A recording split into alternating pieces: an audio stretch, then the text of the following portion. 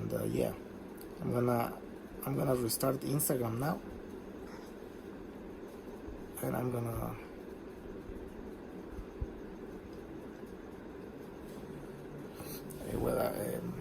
I'm gonna do this one in English.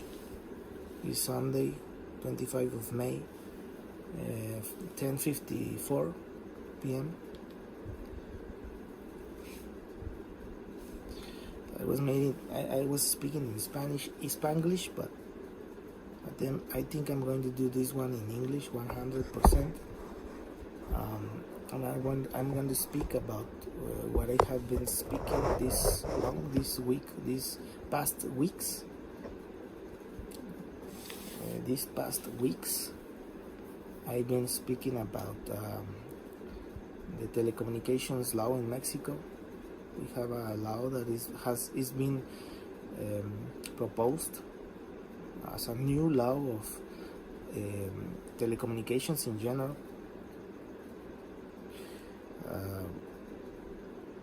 And this law, a part of this law, of course, it regulates, it addresses all the regulations and all the norms and all this stuff about how the telecommunications in Mexico are going to be handled, everything.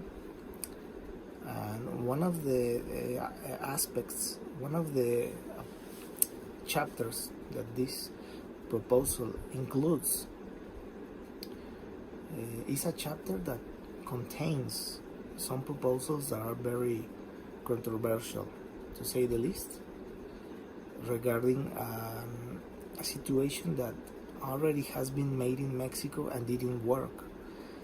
And it only ended up that in that occasion in putting that personal people data at risk on the black market, sold for 500 pesos. I mean, very, very low quantity of money, and many people was angry about this. This was in 2009 and 2011, and I used artificial intelligence. I used Grok to analyze some posts about this proposal, this initiative, and in this initiative, the problem is that some articles from this initiative that includes in the telecommunications law, proposals law, it includes some articles that already has been declared unconstitutional, and it gives me some suspicion about some weird activity behind the proposal of these articles. And in particular, the critic goes into this mobile users registry, where it is proposed to create a database with all the users' information from a mobile line, a cell phone line, to call to people, to send messages, to surf the web, etc. And this proposal, the strange thing about this proposal, it is a proposal that talks about this mobile user registry database, that we already made an attempt in the past to do this. We already did it in Mexico in 2009 to 2011. And it was withdrawn. The higher chambers from that legislation, the legislation from 2011, the Senate from that time discussed this law after it was implemented. It was called in Spanish Renault. It was Renault. And nobody wanted. Everyone rejected it at the time. Nobody wanted to hand out their information, where they live, their name, their CURP or whatever. But still, they implemented it, and only in 2011, a few years later, they rejected it. They withdrew this law because the database was breached and sold onto the black market. So that was the only result of that database, where they asked, they enforced, because it was mandatory. It was not optional. They did it in a mandatory way. No option to say no, to opt out. You had to gave your information, personal information, from any cell phone that you had, any mobile number that you had. You had to give up information, personal information. It was not optional, it was mandatory.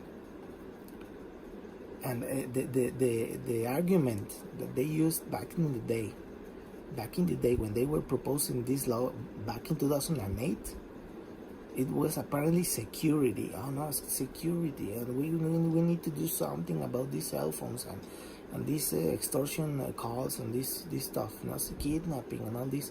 It was the arguments back in the day. This was security. We need to increase security. They said back in the day in 2008. I remember. I was very young, but I remember very clearly. And what was the result of this fiasco? What was the result of the fiasco? Here it says, this. It says here, right?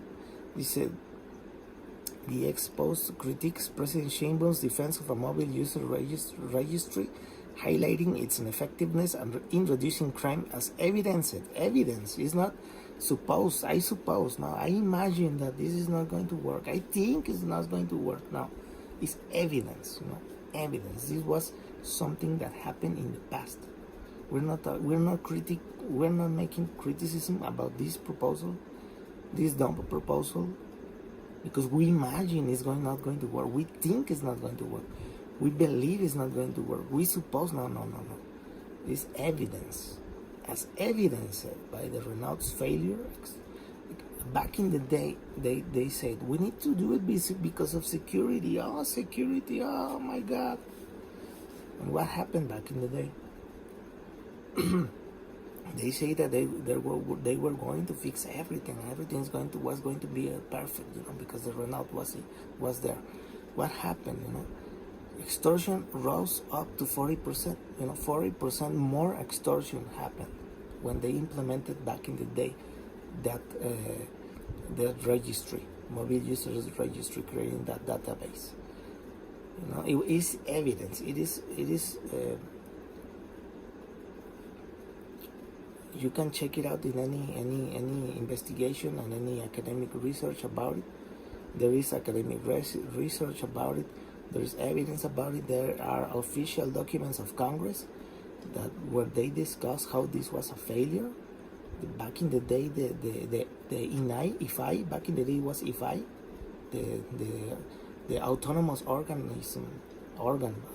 autonomous organ in charge of the security of the personal data on the internet, on databases, now called INAI. But what is the problem now? That INAI was destroyed on purpose, under false pretenses. We need to see it clearly, for everyone to know that in Mexico we had an INAI, which was an institute, autonomous entity, decentralized, with its own jurisdiction, very well and efficiently designed to make a counterbalance against power. These checks in the power that you have now, you need to have checks on power, in power, and these autonomous entities are the perfect way to put checks and balances against the abusive of power, authoritarianism. Well, the past government administration, the past presidency of Mexico, they destroyed it under false pretenses, lies and lies and lies. Well, they destroyed entirely the autonomous entity that was in charge of protecting our personal data online. That was our defense against authoritism and abuses of power, or made by corrupt officials. That was our first line of defense. They destroyed it under false pretenses, lies. They tried to put in 2021 again, after this was a complete failure with evidence, academic research, past senators from that time, from that legislation of 2011, they withdraw this law because they recognized that it was all failure, and the only result of that fiasco was that the database back in the day, later breached and sold onto the black market. So the only result of that fiasco was our personal information of all those people that trusted the government and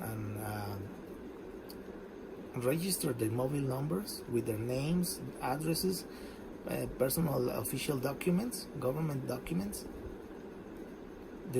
They only had to deal with the problem that all that information probably was in the hands of criminals, terrorists, corrupt officials, frauds, scams, you name it, in criminal hands. And back in the day, the INAI, which was called IFI, instead of a National Institute, it was Federal Institute of Access of Information. This INAI, back in the day it was IFI, but it was the same autonomous entity.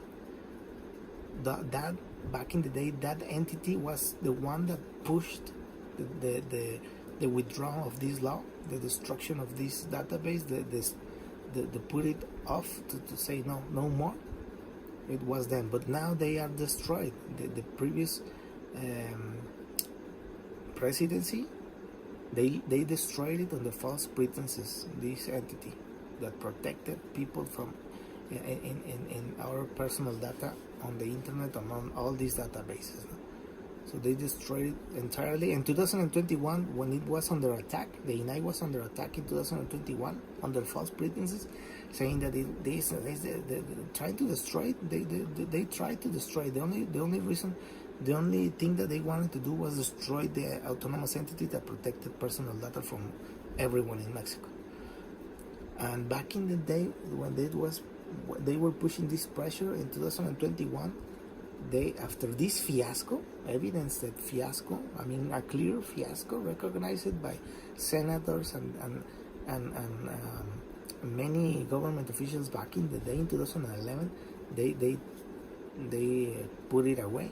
They said, no, it didn't work. It was a fiasco. Let's cut it off. Withdraw it. They voted. The Senate voted against to take it out. And in 2021, with this corrupt administration, the past corrupt administration, they tried to propose the PAN-out, which it was almost the same, almost the same name, no? Almost the same name. The other one was RENOUT, and they only put it as PAN-out. But it was exactly the same thing. You know, and this institution notes that such registers like the PAN-out, this PAN-out, fortunately for Mexico, the judicial power still was under fire by the previous administration, but it was still resisting. And in that time, they struck down as unconstitutional by Mexico Supreme Court in 2022 when they were under fire because they tried to attack the judicial power again as a checks and balance, to try to minimize checks and balances on power. But they resisted and they struck down this proposal. They analyzed this proposal, these types of proposal in 2022, and the Supreme Court ruled that there are these register of mobile numbers. This is the types of mobile user registry. Are easily bypassed through the spoofing, risking wrongful incrimination of innocent users while exposing sensitive data to cyber attacks. Let's say cyber attacks, a concern echoed by the 324 billion attempted cyber attacks on Mexico in 2024 per Fortinet Labs. Entonces dice aquí, says here that 324 billion attempted cyber attacks on Mexico, only in 1 year. 1 year.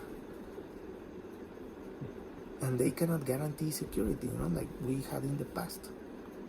So another thing is, if they cannot guarantee 100% guarantee of security in your personal data, or the data they collect, why the hell are they even trying to put or ask for any data that they will not be able to guarantee 100% security, and the possibility that these data might end up in the black market, like happened before, and maybe in the hands of criminals, or terrorists, or corrupt officials to make frauds, scams, or wherever. So that is another point, and they cannot give a straight answer on this. And why the hell are they propose something that already didn't work in the past? That is suspicious. Why insisting on something that didn't work in the past? Only put people's personal data at risks to end up in the hands of criminals, terrorists, corrupt authorities that make scams, frauds, and you name it. Why insisting on this? And the second time they insisted, well, the Supreme Court said no, this is unconstitutional. They said it was unconstitutional. Here it says unconstitutional by Mexico Supreme Court, and violating. Well, they say about violating privacy, and yeah, well, the post by itself underscored privacy risks, as Sheinbaum's claim that the registry avoids biometrics is, well, the President Sheinbaum said, no, well, it only they only are going to ask you for your CURP, which is a verifying number from your identity in Mexico. And she said, no, it only asks you for the number, nothing more. And they say that it can be misleading, because there are another proposed law that wants to link the CURP to some biometric data. So it can be misleading, to say no, it's only the code, the number. But with these corrupt authorities, some corrupt authorities might be even linked to terrorists. You have no guarantees, And if you put this code into your cell phone number, and some corrupt official colluded with terrorists, some situation like this happens in Mexico. Is one of the most corrupt countries in the world. So and another point is, and unrestricted access by authorities without judicial oversight. The initiative, this initiative that was struck down, that it was struck down as unconstitutional. It didn't put judicial oversight to stop or prevent from corrupt authorities to access this data.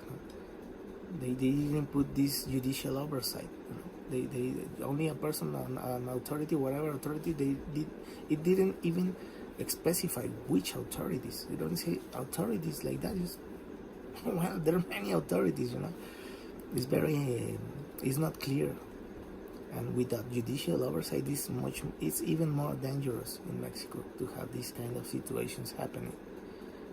And it says, without judicial oversight, violates data minimization principles, a stance supported by the Supreme Court's pan-out ruling. So they put it in the trash bin where it belonged, that pan-out proposal, and declared unconstitutional and risky, no judicial oversight on the requests of information. So it belonged in the data in the trash bin. So they put it there. And now after, we have now 2 times where this was dismissed. The first time didn't work, and they recognized the mistake and they changed it. They put it away. The second time it was dismissed by the Supreme Court, and you think you might believe that no, that will end up that puts that matter into the end. No? You might think that with that is enough to this is the to say, well, this is now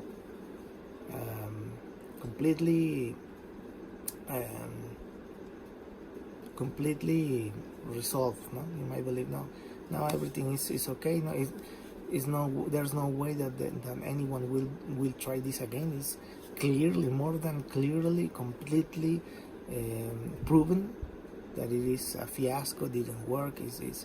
There's no way that no other people will even try to pass that registry, that mobile users registry again, because 2 times they have been rejected. But you might believe that it's okay now. Now we have one.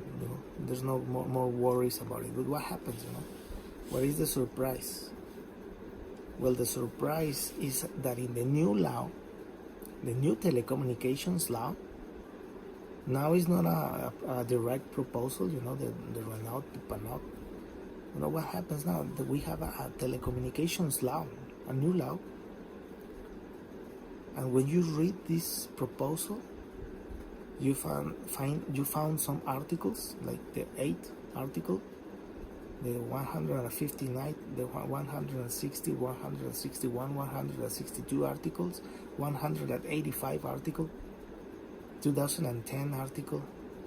Some articles where what is the surprise? Well, in some articles, like the 8th article, in some of the fractions, and in the 159 and 160 and 61, well, you find that this mobile user registry, this database is again, put it between lines, like in secret they wanted to put it there, like hidden between the text. To pass it, we could not pass it like in a direct proposal. Well, now they try to pass it, try to hidden it. They try to make it hidden in the text of this law, this new law, that it is more wider, the aspect that addresses a more wider aspect that addressed. It is not as specific as the PANOUT, like they're proposing this mobile user registry exclusively. Now they try to pass it under the lines, like, let's hope that no one reads these articles, and we can approve this one, and we want, we pass it like very, in a very dishonest way. That's the way that you need to say it. In a very dishonest way, you try to dissimulate it and pass it, under the rug, like they say. And that's what they try to do now in this new law. The third time, this is the third time that they're trying to do this, and now they try to do it more. They try to pass it in a more discreet way, trying to hide it between the lines of this long law, 200 or something articles. But they say, no, let's hope no one reads it, and let's put it there to see if we can score. But what happened? That people saw that. Now people read it and saw it and say, oh well, what is going on here? And now the most unbelievable thing is that it is the third time that they try to push this mobile user registry again, and it is not something that we have not tried before. That's what's very suspicious, because you say, well, we did this in 2009 to 2011, it didn't work. It tried again in 2021, declared unconstitutional because the judicial power was still resisting this criticism and this trying to erode the division of power. now that it is more weakened, that we have these judicial elections that no one trusts in Mexico. Everyone says it's complete fraud. Everyone says it. Everyone is saying, no, I'm not going to go because it's just fraud. There are rumors out that they are giving these accordeones in Spanish, which is when you cheat. When you cheat on an exam, on a test, that you take a piece of paper and you put some answers there, and you take it out on the test secretly, and you try to cheat in the test.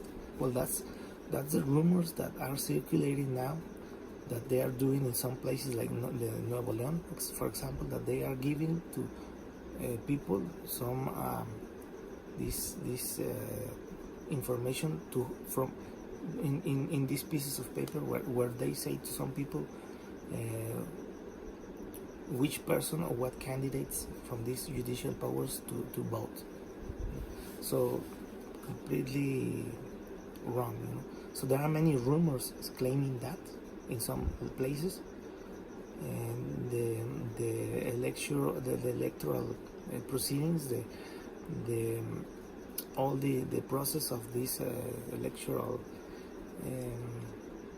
day is not the best scenario. Is not very well designed, because it was only 6 months to design all the process from this election day.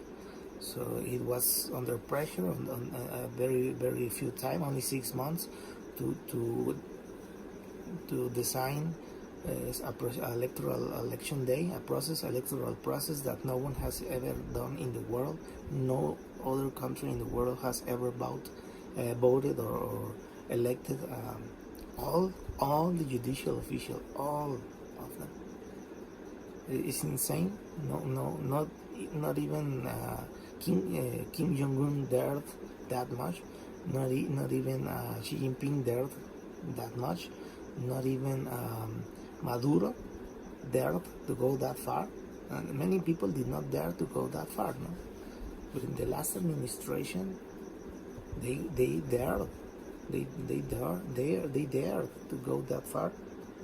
And now there are all these things that are not giving the citizens the 100% trust in the results.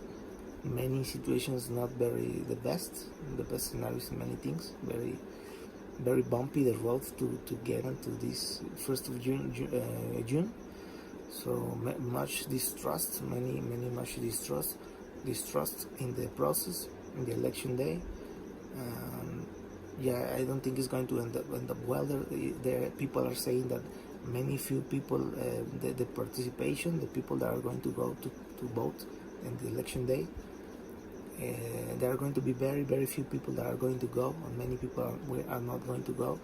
So it begs to wonder, you know, like if the participation in this election day is very low, will the results are going to have the legitimacy that it should have?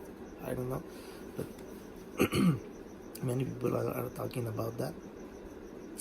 And this situation with the mobile users registry, I mean, I said it in Spanish too many times, you know.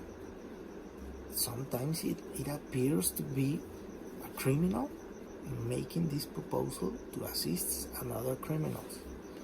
That's the weird thing about it, because even here in this analysis that made Grook, I asked about it, a broader context on this.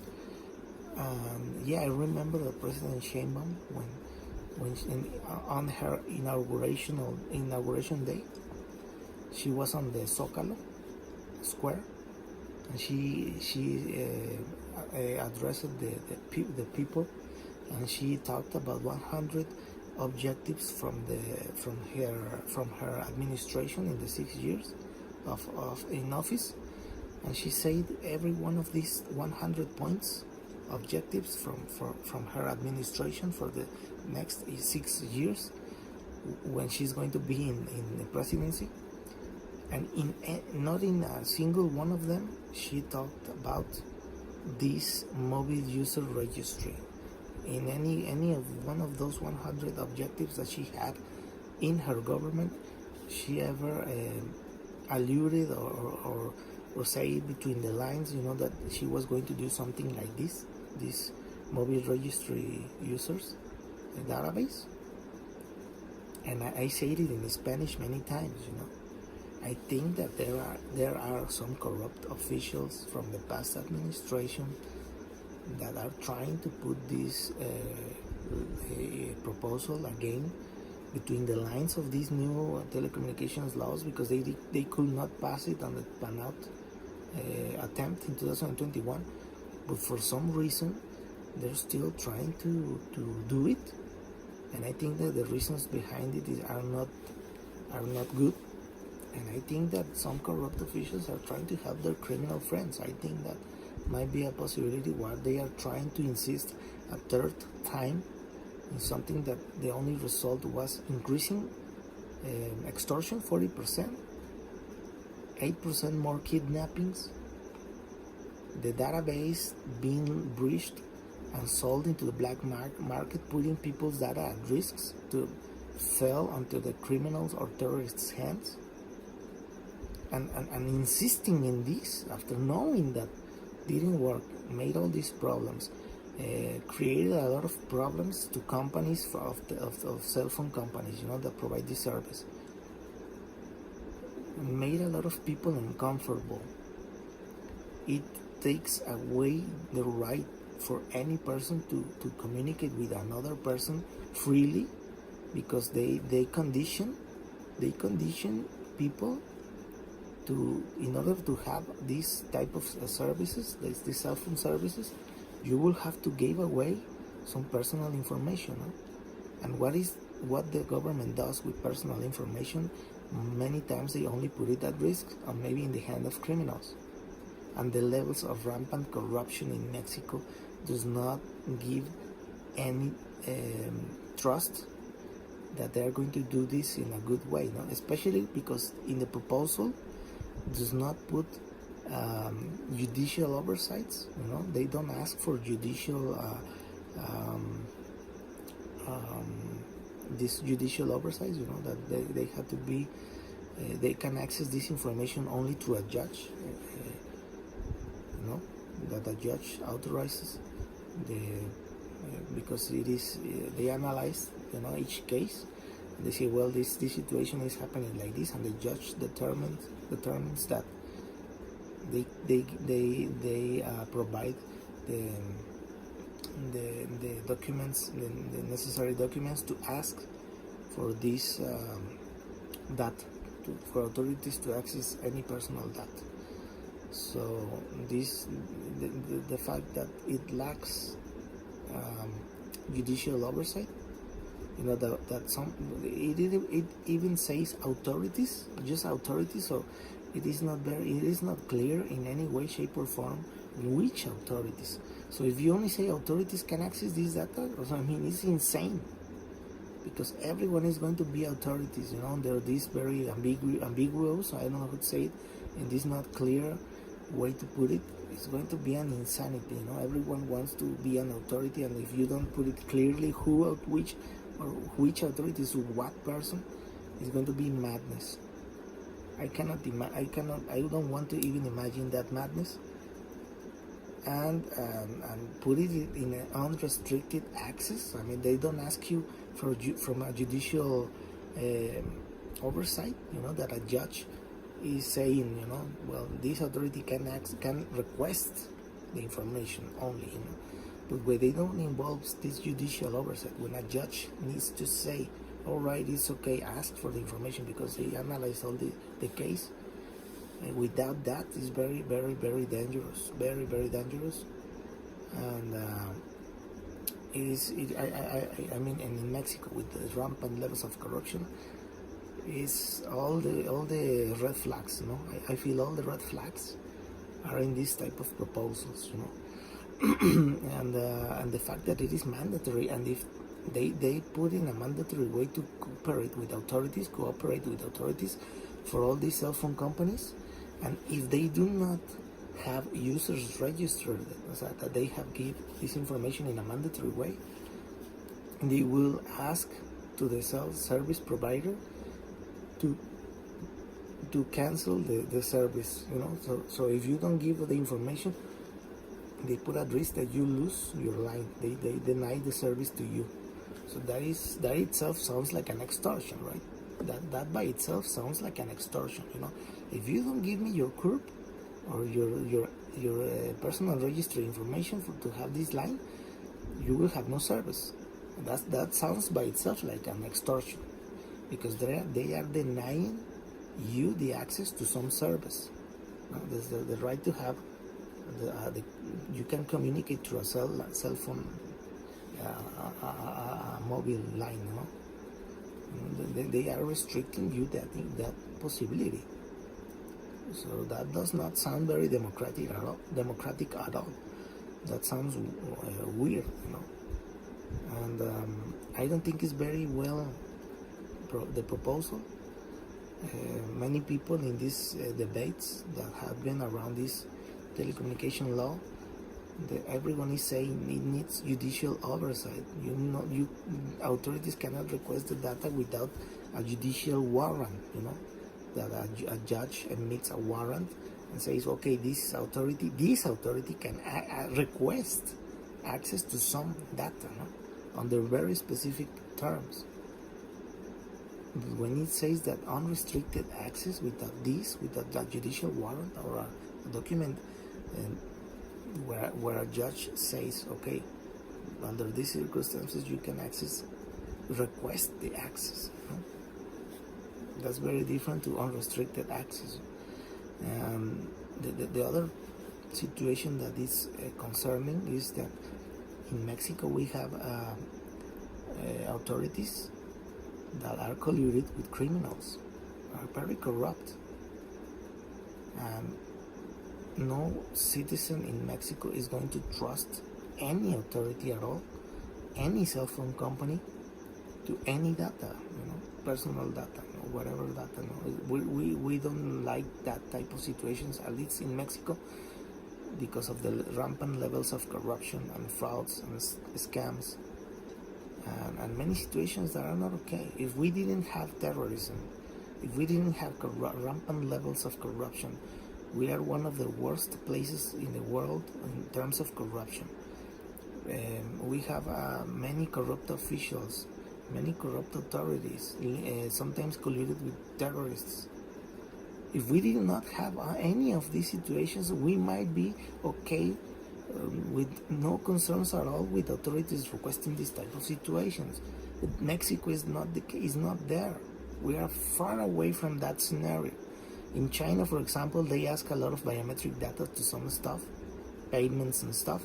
But China is another country. They don't have rampant levels of corruption like Mexico.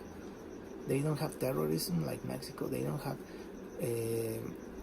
a government that has been pointed out, like for example, the United States, that the United States has claimed that there is an intolerable and unacceptable collusion with terrorists and criminals in the government. China is far away from that.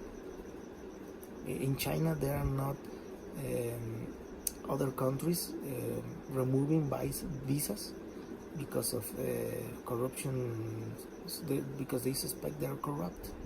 In Mexico, we have governors that their visas are being revoked or removed or taken away or cancelled because of corruption, of suspicious activity that might be linked to terrorists or to criminal activities. Governors, and we have even governors that didn't live even in Mexico, for the crying out loud.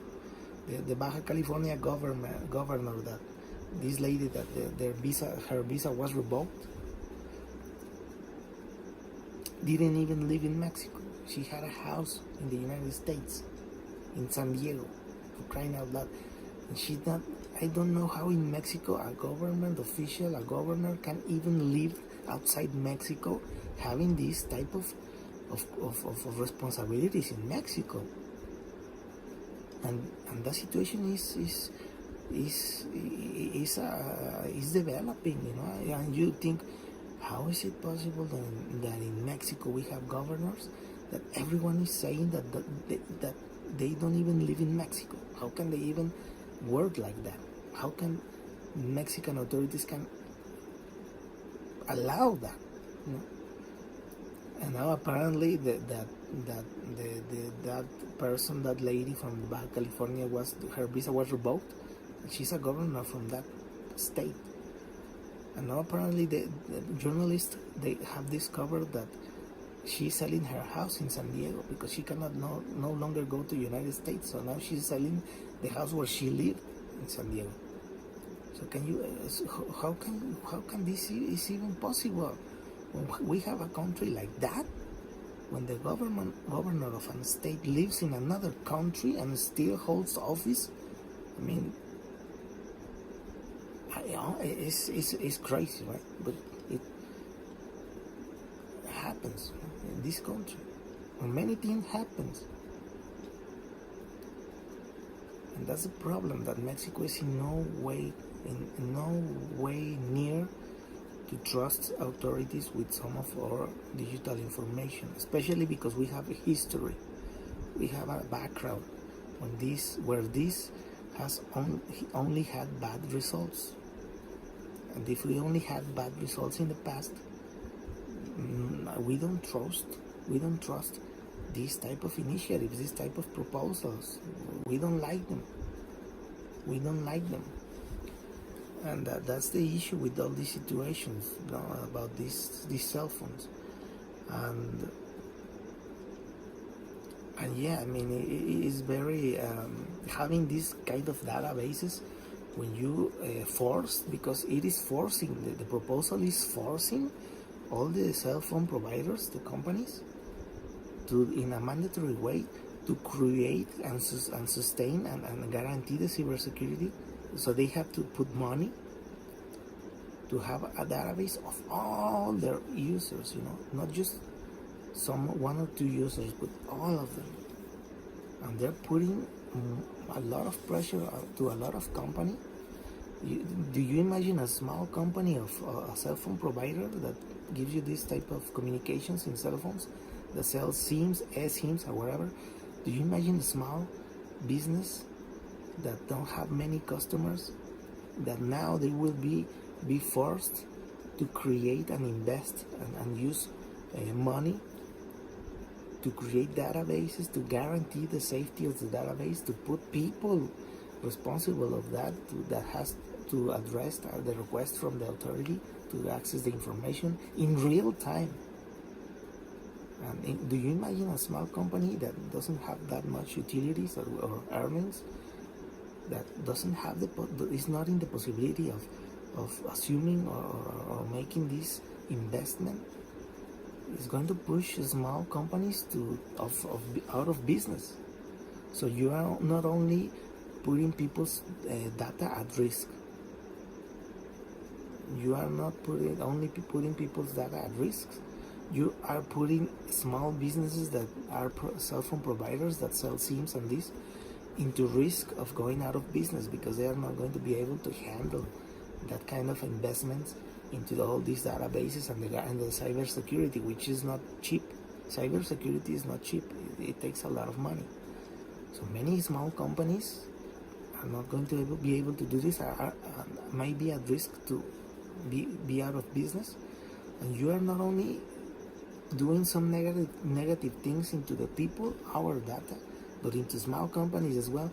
You are putting the competitiveness, the competitivity at risk, because we as users, if small businesses that provides this type of services go out of business, we are going to have less options as customers to choose between one and another one. So it is bad everywhere you see this. Is bad. It's bad for the economy, bad for the competitiveness of the market, bad for us as users, bad for the companies, because they're going to lose customers that do not want to register their cell phone lines, put their data, and they're going to be forced to cancel that line. You know, they're going to be even affecting the right that you have to communicate with other persons, to have access to any service that you want.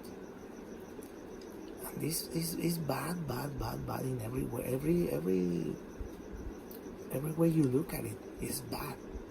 Bad for the market, bad for the competitiveness, bad for business, bad for small companies, bad for us as users, because put us at risk. Erodes completely the counterbalances, the checks and balances that every authority needs to have, and it only is going to fuel criminality, like it did in the past. In the past, only incremented criminal activities and extortion and kidnappings, and you name it, frauds, scams, whatever. I mean, it's going to be insane. It's going to be insane. And the problem is that me, for example, I have these type of problems. I have an old email account that it has some issues, where apparently a few years back that email account was breached, was an attack from a data breach, and that account was put at risk, because it was found on the dark web, where criminals were selling some databases from some companies that they hacked. And one of my emails, I don't use it anymore. I have it like frozen. I have it like frozen on time. I don't use it anymore. It's just there. But I have it frozen and secure now. I try to keep it secure, with 2FA and some security measures that no one can access it, and I don't use it anymore. But this is there frozen. But I had some issues with that email, where I have some problems. And that was a few years back. And if you think in this type of scams and frauds and all these situations happening with just an email, and you talk about some personal document, like the corp or an identify document, official government document, at risk, in the same risk as that email. No, that does not sound good. And you say, well, recently, this past week, a journalist asked the president Sheinbaum in one of these morning exercises of communication that she does, these concerns about this database, this mobile user registry database, and she only said it is for security, and she did not even explain why. She did not even give an argument about why. She did not even explain more. She just said, no, it's just security. Security of who? The security of the criminal that is trying to make some frauds and doesn't want to be caught. But what type of security is she talking about? The security of the criminals that doesn't want to be exposed, trying to commit frauds with some information or something that they need to be protected, or what kind of security? I mean, she doesn't say nothing, just it's a matter of security. Of what security? From who? Of who? Or what people's security? What person's security? From the scammers, the fraudsters, or who? She does not explain anything. So that is a bad sign. And I will insist until they give a very good reason why, and they put judicial oversight into these types of requests, where they even notify us as users that an X or Y authority are trying to access our information. I think we have the right to know when and where are they trying to access our information from those databases, if that's the case. But in the law it does not say. It does not say. So it is very suspicious that having all this background, having all this history, having all these results, having the fact that another legislation in 2011 withdrew and voted against keeping this mobile user registry because it was a fiasco, And now they're trying to put it again, and we are discussing again the same thing that was withdrawn, was voted against, that even the Supreme Court said no, it is not okay, it is unconstitutional, and they're trying to push again this situation for the third time. So that by itself gives a lot of it's like a bad feeling about that. And like I said, the President Sheinbaum on the inauguration day did not talk about any of that kind of proposals. She talked about 100 objectives, and in any of those, not even in one of those, she mentioned this proposal. And now it appears out of nowhere, between the lines of another law, the telecommunication law, trying to put it there hidden. People notice it and say it's unbelievable that it is the third time, and appears to be for many people that the only reason behind this third time to push this unconstitutional fiasco is it gives you the impression of a criminal within the past administration that remains in the actual administration, trying to pass this proposal again to put personal data from some people in the hands of criminals. That's the only reason that you can think of, because we have a lot of corruption, we have a lot of situations going on that are irregular, we have a lot of evidence that this did not work, that only incremented the crime. It is not a matter of security, like the president said, there's something else, because the only result about this was increase in extortion and kidnappings and putting personal data of people at risk. So it is not about security, and we need a stronger reason why, because unless they give a stronger reason why they need to put away this mobile user registry, because it belongs in the trash bin, and the fact that the proposal does not put a judicial oversight, that they have to be a warrant from a judge to ask or request information from anyone and notify the user that the information has been requested. When they don't put that, when they don't say which authority, very specifically which ones, they only say authorities, is all the red flags.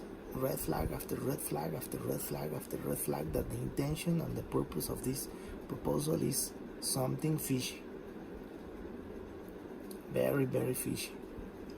And I'm going to say it in English. If it is unconstitutional, it has been struck down as unconstitutional by the Supreme Court. I think that we as citizens in Mexico, we are not forced, or we are not. We cannot obey any proposal, any request from any government that has its roots in an unconstitutional proposal. Any law, any request, any situation that has its roots in something that has been deemed unconstitutional, I think as citizens we must say and dismiss any of these types of requests from any authority, because it is unconstitutional. So I believe that we don't have any obligation to follow an unconstitutional request from any authority. That's what I believe. And we have a precedent in the Supreme Court of Justice of Mexico, where it has ruled that this type of requests is unconstitutional. And I think by that itself, by that fact by itself, that precedent gives every citizen in Mexico the ability, the possibility to say no, because it is unconstitutional. I'm not going to comply with that request because it's unconstitutional, illegal, goes against all these international conventions and agreements that Mexico has signed into. has has made a commitment to respect that type of agreements. So I think that empowers citizens to not comply with these types of illegal and constitutional requests. So let's hope that they withdraw. Let's hope that they withdraw, that they delete this part of this proposal, which is already deemed unconstitutional. I hope that in the final document we don't have this part of that request, that article where it stated that part, and that they add judicial oversight and notify the users when this type of information has been made a request by any authority. We need to be notified. So let's hope that in the next few years, because this is going to be a discussion that is going to last at least, I think, until 2026. Let's hope that in this time when this is going to happen, when this the recess, because they make a recess in the high and lower chambers, they make like vacations. So let's hope that after, when they return from vacation, they take enough time to modify these situations that are not complying with, that are not on the side of the constitutional proposal. And I don't know, let's see how it ends. But I think that Mexico has a lot of things to do, has a lot of work to do. We live in not the best way. We have a lot of corruption, a lot of violence, a lot of not so good situations going on here. Many frauds and scams and situations in the construction sectors, and in all this housing, where they sell houses, and all these type of industries, construction and all this stuff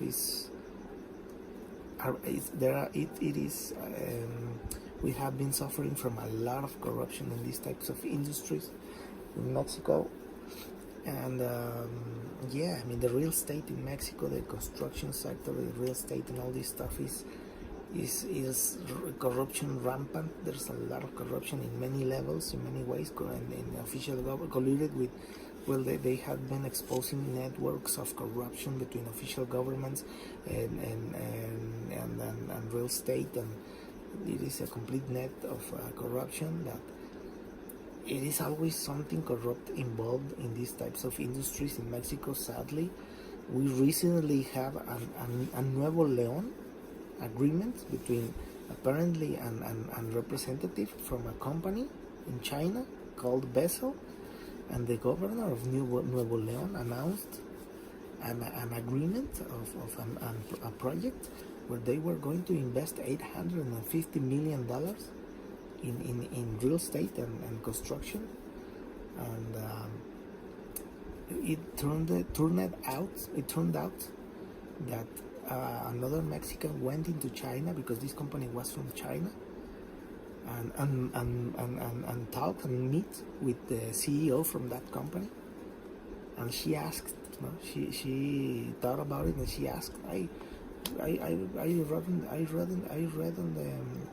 recently read on the newspaper that you were going to make this agreement, this project with Nuevo León's governor. He announced it in the media and his social networks, that this agreement, that this project was going to be in Nuevo León.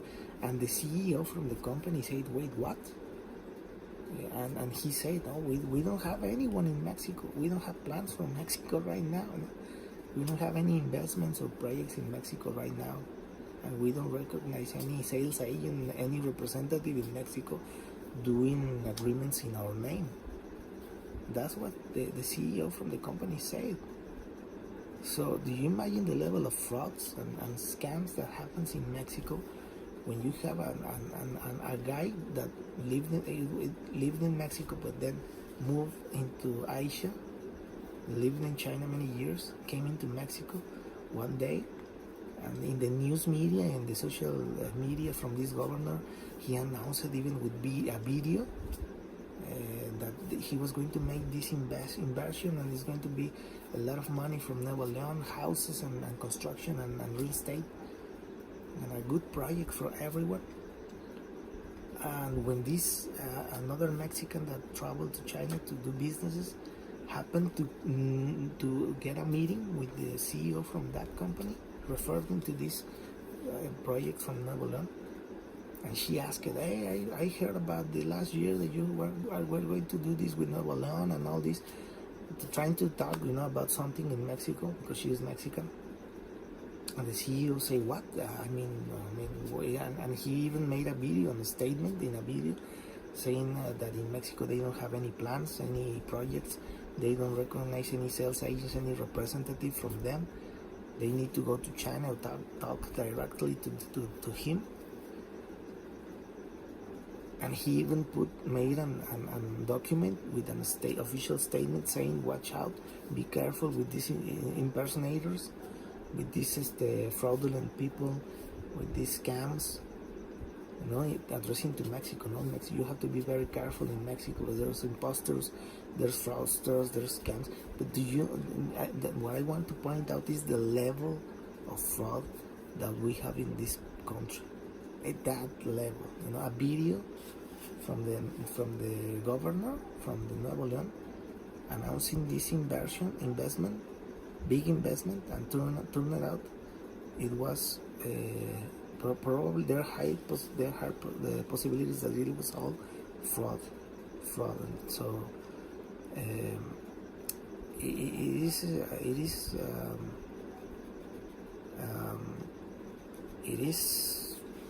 it is something, to that level of frauds or scams. It is very, very worrying for Mexico. That's the situation we live here in Mexico. And here is the official statement from the governor, because I'm saying that he made an official statement. And so you see that I'm gonna translate it. So yeah, in English, even has a video. Even with a video, 805. It's a lot of money, 3,000 jobs and all these built homes. You see, real estate, $850 million, $3,000 apparently jobs, and real estate. Say homes of the future. And there's the company, Bessel and stuff.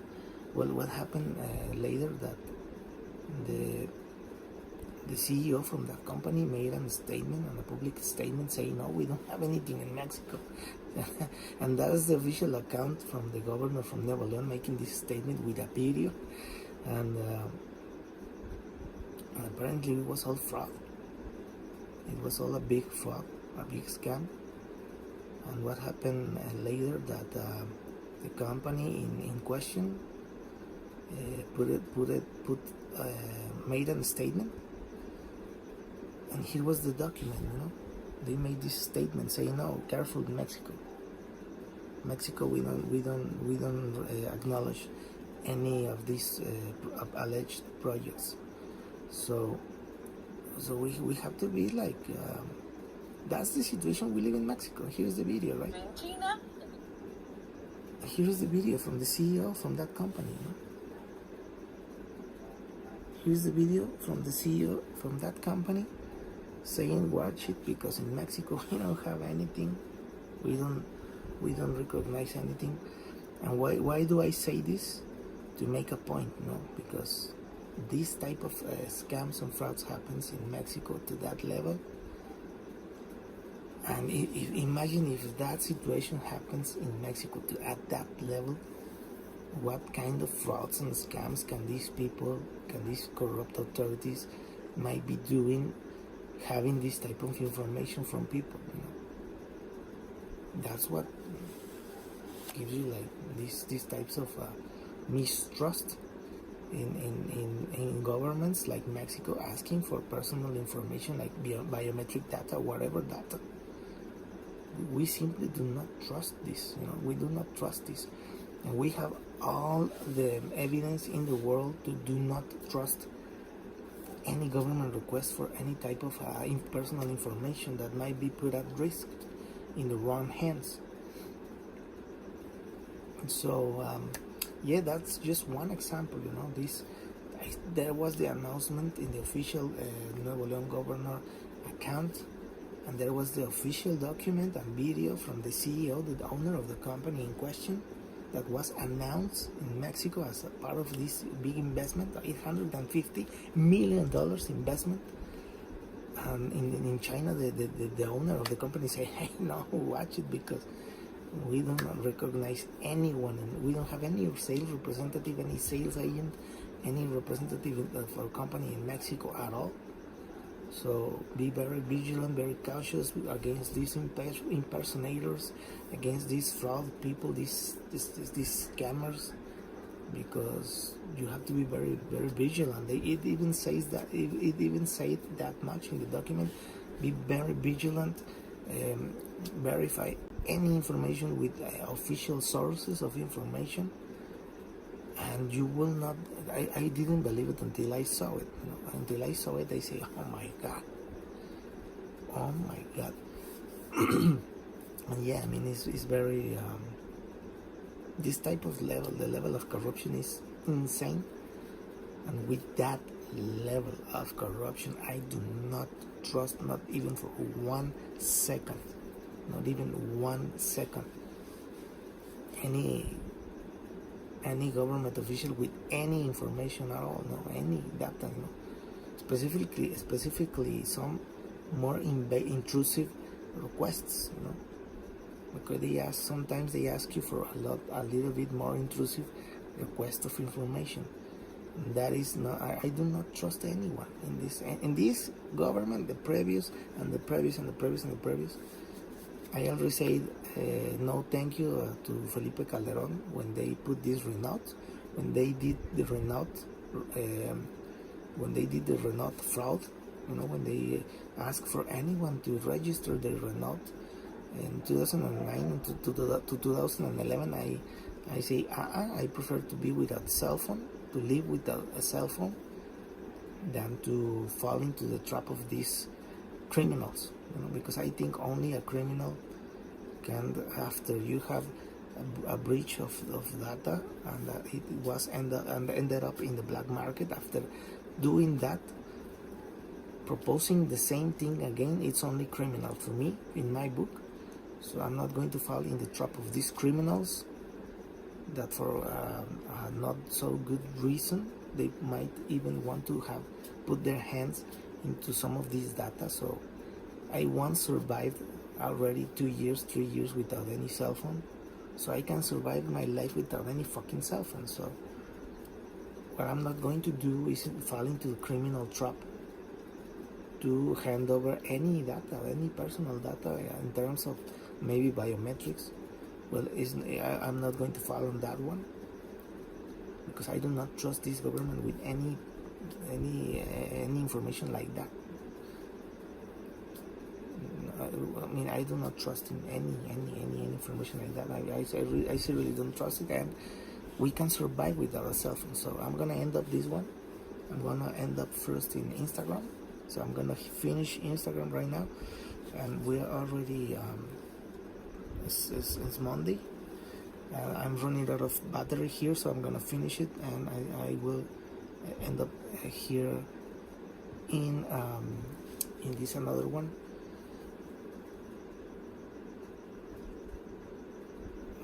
I'm going to finish quick because I don't have much battery left. So I'm going to finish. We are at only 1% of battery. Monday, 26th of May already.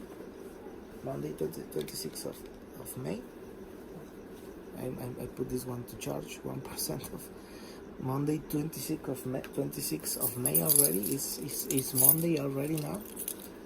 And yeah, I mean, this situation with the Mexican government. Well, the government has not earned any trust at all yet. I mean, no trust has been earned. They have not proven any trustworthiness yet.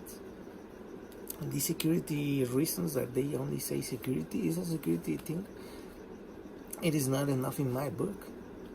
And I'm seriously considering living without any cell phone at all. I think my life has been perfect and great without a cell phone. When the Renault happened in 2009 and 2011, I did not have any cell phone on my own. So I lived very happily with cell phones, no problems at all, no whatever. You live so happy without any of this crap, this technological crap. And I'm seriously considering that. I already do not use that much cell phone communication. So if this crap comes into the book again, these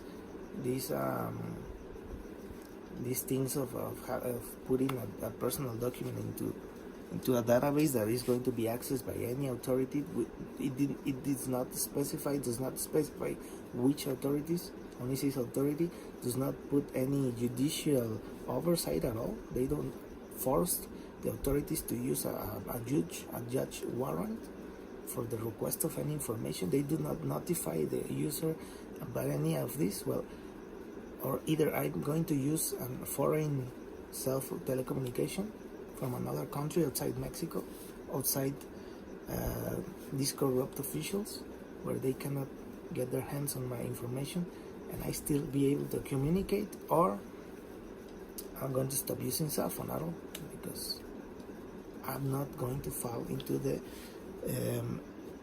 trap of these corrupt officials. We have with Felipe Calderon, the other governor, the other president that put these databases. Now we need to see Garcia Luna, the head of security of the state in Mexico under Felipe Calderon, when the Renault was proposed, is now in prison, facing several high, very important charges in criminality, and it was the head of security of the entire country. With that type of authorities in terms of security, I'm not going to fall into the traps of these criminals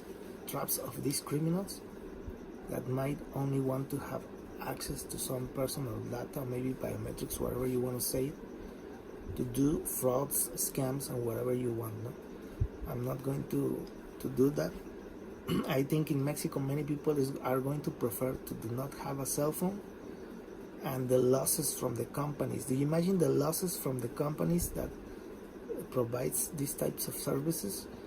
The losses and the big amounts of money losses that they're going to have, because they're going to be forced, they're going to be forced to cancel the cell phones that don't want, of the people that do not want to comply to this. They're going to have big losses. There's going to be a loss of competitiveness. There's going to be a big impact in economics. And wherever you want to say it, from any angle that you see this, the only reason for this is a criminal. It's a criminal reason. A criminal trying to, or a fraud or a scam, because you cannot insist for a third time to create this database, this mobile users registry, the third time, with all these results, increasing criminality, the extortion criminality 40% up, 8% more of kidnappings, and forget about frauds and scams, And when you have authorities insisting in putting these types of proposals, the only reason that comes up into your mind is they are a criminal trying to help another criminal to commit a fraud, to commit a scam, to help scammers, to help terrorists, or you name it. Or to help corrupt officials, to keep them committing fraud or scams, or a very, very serious crimes, very, very serious crimes. Because if they're willing to push this against all this evidence, they are only criminals trying to make a criminal activity again. And I did not fall onto the trap of Garcia Luna's trap, because that the Renault mobile user registry that was done was under Garcia Luna's head of security. He was in charge of the security of all the country. And if that type of authority accessed that information and ended up being leaked into the black market, and now the guy is in prison in the United States facing a lot of charges in criminality in prison, with that type of authorities, you don't want to fall into these kind of traps. And it is better, it is far much better to live without a cell phone, far much better to live without a cell phone than to fall into the trap of these criminals that maybe in the future will end up as Garcia Luna in prison for all the frauds that they committed and all the crimes that they made. And the only reason that I only see for this, proposing this after all this evidence, not only from Mexico, you have Chile, you have Colombia, you have Argentina as well. They already tried to put this type of mobile register users database. In the same way, every single country failed. And the difference is that in those countries, they did not try to do that again. They failed and they stopped. They learned from their mistakes. They did not try to do it again because it didn't work. But it is very suspicious that in Mexico, after it didn't work, they want to do it again. It's very, very suspicious. It has all the red flags in the world, and I'm not going to fall. If they try to pass this one up, like they don't care, they're going to pass it like they did with the judicial reform and the destruction of the autonomous entities. If they do it like that, well, I seriously prefer to live without any cell phone number for a time until these criminals go away, and I can regain my access to a cell phone number, at least from Mexico, or maybe I can find a way to have a cell phone number from another country, maybe, where where criminals are not trying to get into your information. Because I'm not going. We cannot fall into these types of situations where we end up with more problems that we already have. Like in 2006, many people had problems because their information was leaked into the black market, and they had problems, and they had only legal problems to fix. And it was only a nightmare for everyone. I remember back in the day, I stopped using cell phone. I cut off my SIMs, and I didn't have any cell phone number when there was this crap back in 2008. And it was good, no problem at all. There's other ways to communicate. You have now the internet, this type of exercises. You have many services that allows you to communicate without having a cell phone. So it's just dumb. It's dumb to say it is for security. It is just dumb. I mean, it is an argument that sounds retarded, from a retard person. It is for security. I mean, the only result was the increase of criminality, increase of extortion, increase of kidnappings in Chile, Argentina, and Colombia. The only result was extortions increased. The cell phone criminals stealing cell phones increased a lot, 80%, 50%. Errors in databases appear a lot. Mismatching, a lot of insanity. In Mexico, in 2008, 15 million cell phone numbers were registered under the president's name back in the day, Felipe Calderón. They say that many users, many people, they say complain against this bad law, registering their cell phone numbers to Felipe Calderón's information. That was the result as a protest, I guess.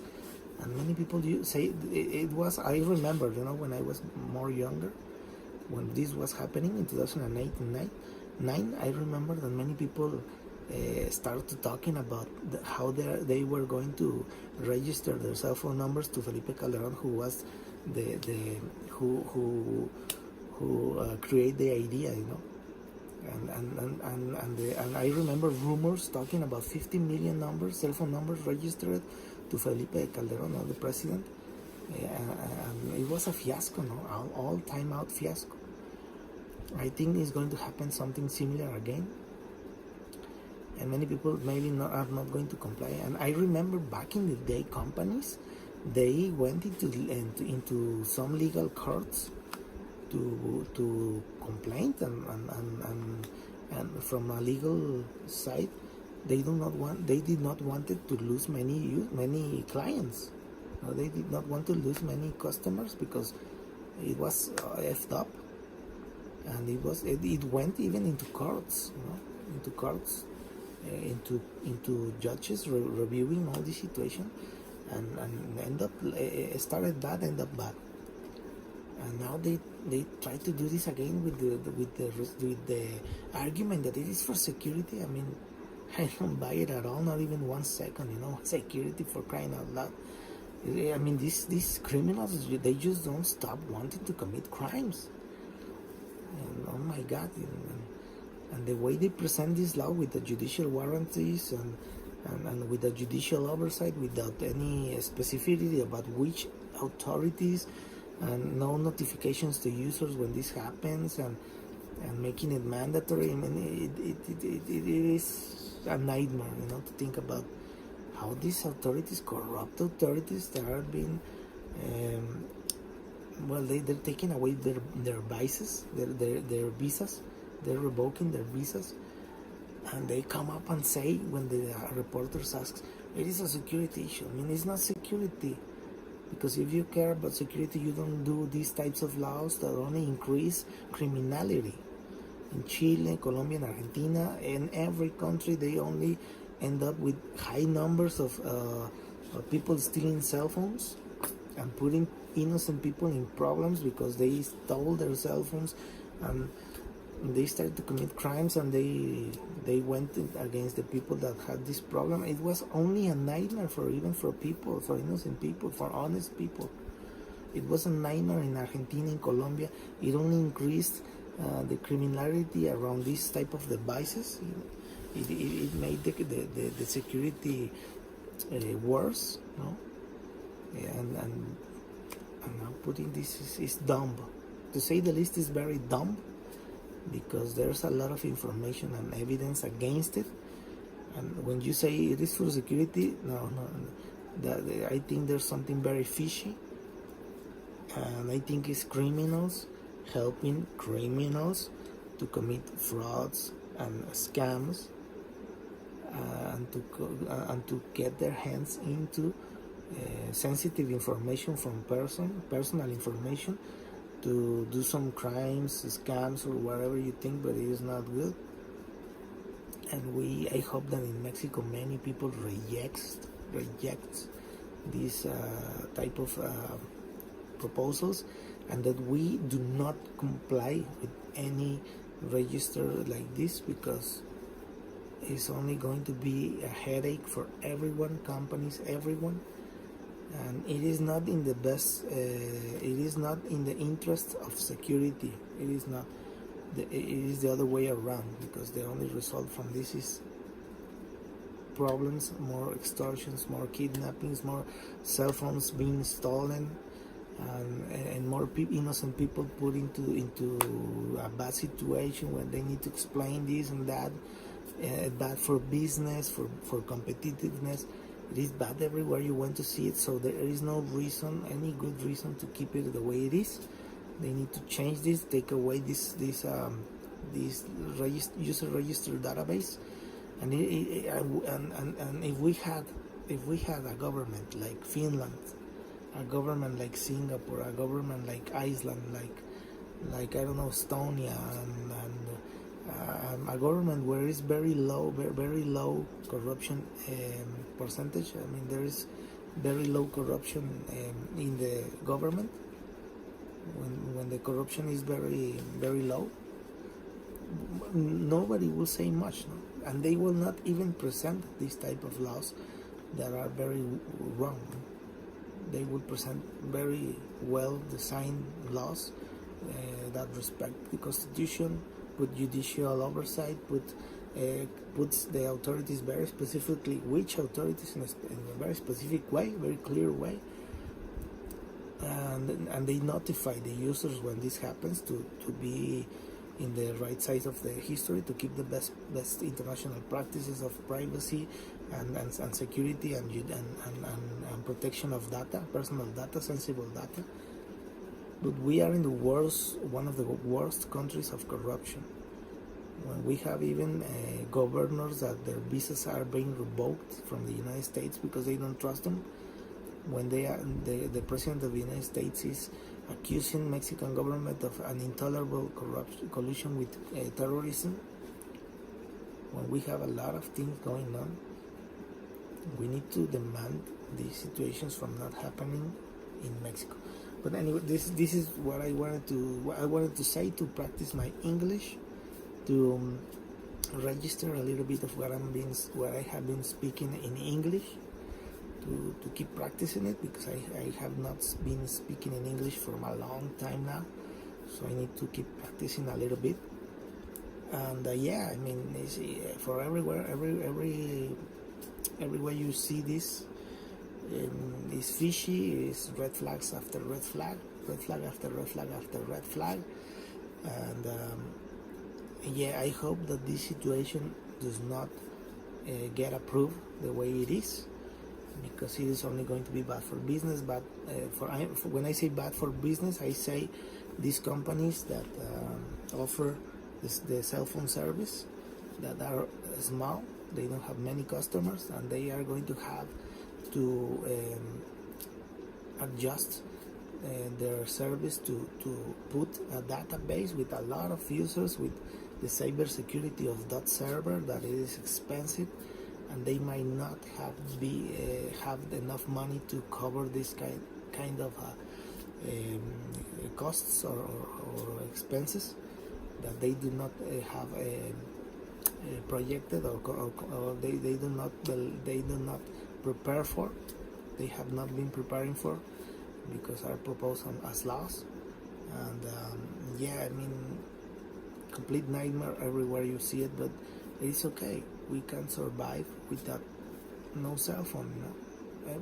We have been, I mean, there's no much difference for me having or not having a cell phone. So, and of course there are other countries that can offer some service that in a way that we can use it in another country without being registered into the country by itself. So it's very dumb, a very dumb proposal, very dumb, and it's going to be bad for this cell phone company's business, because they might lose a lot of customers from this.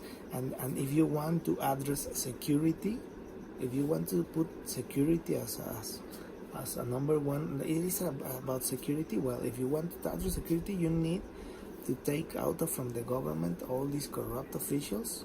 You need to put them in prison. It doesn't matter what type of official, you have to put all corrupt officials in prison.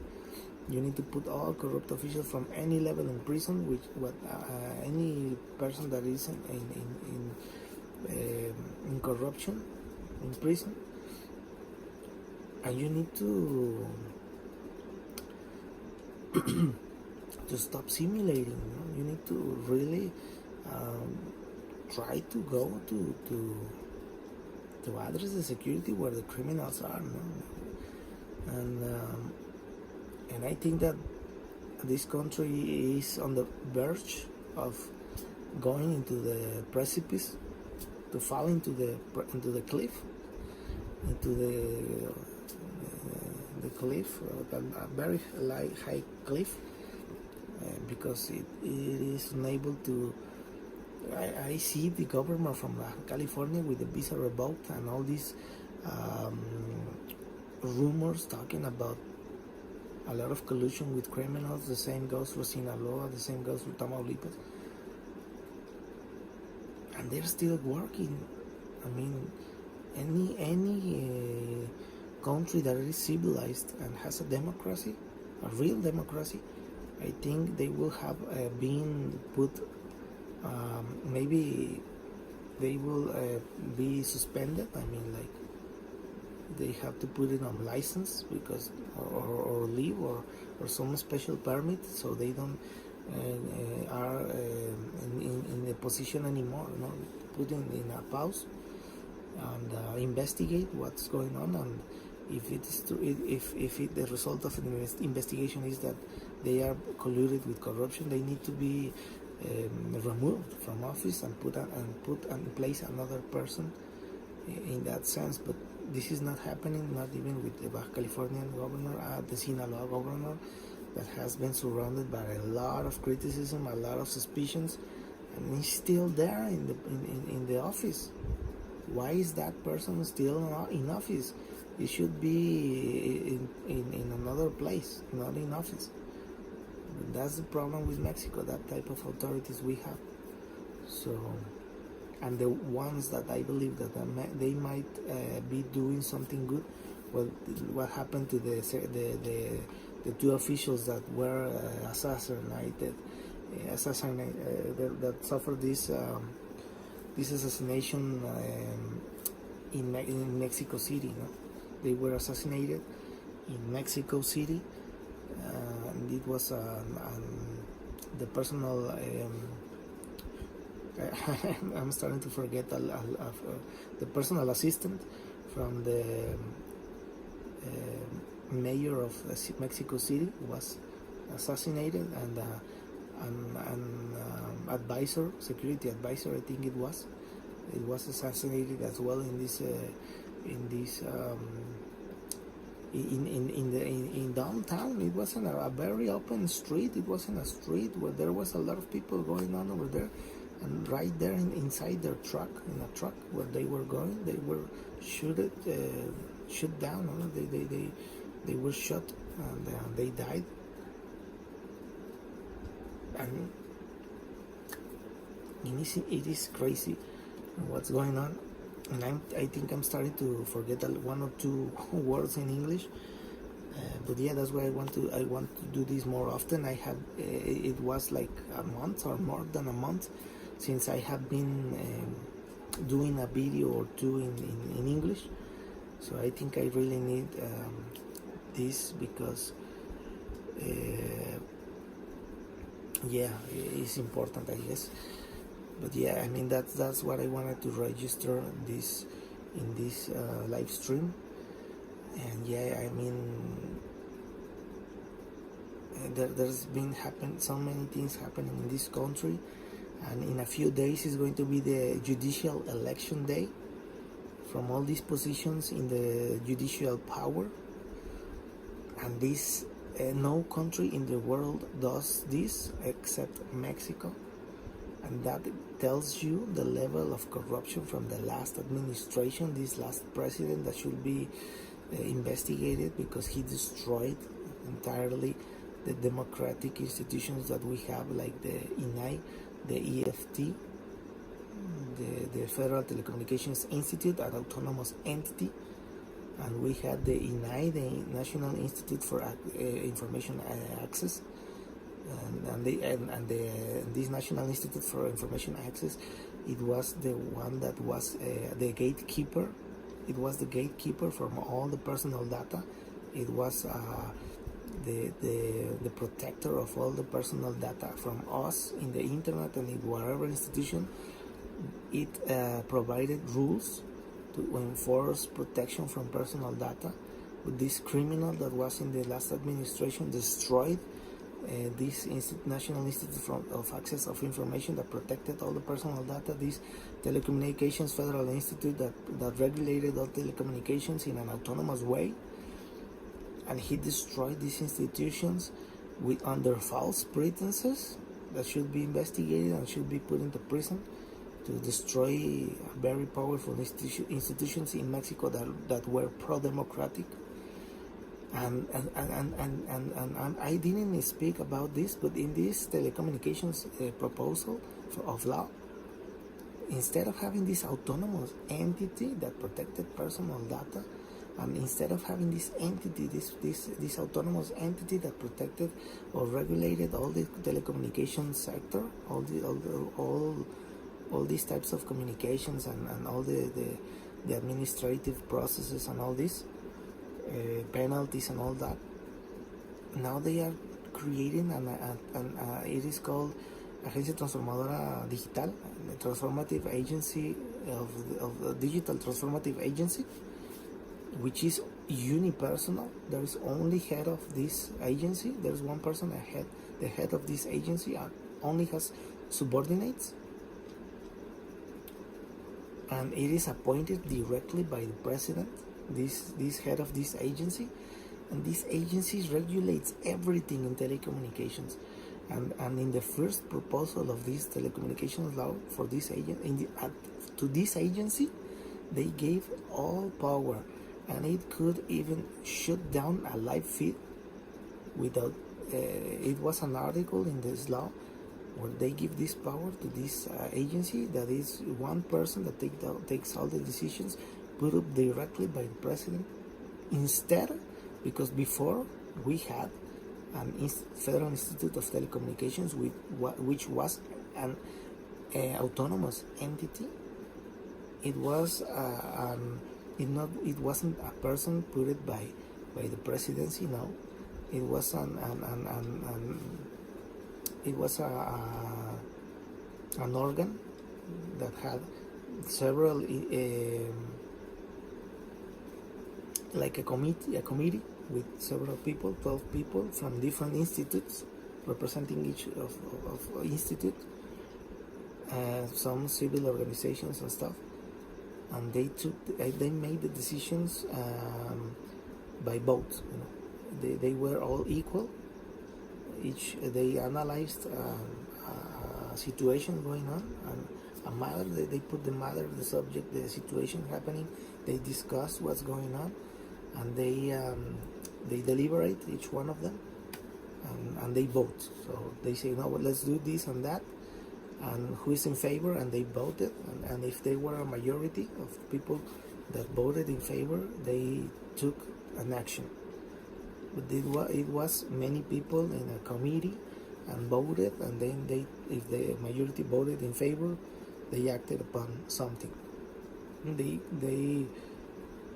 in a committee as an equal, they discussed and debate the situation going on, and they discussed how they should act, what action should they make, and they voted in favor. Or if they didn't, the majority didn't vote in favor, they still discussed what they could do, and when the majority is reached, they acted upon something.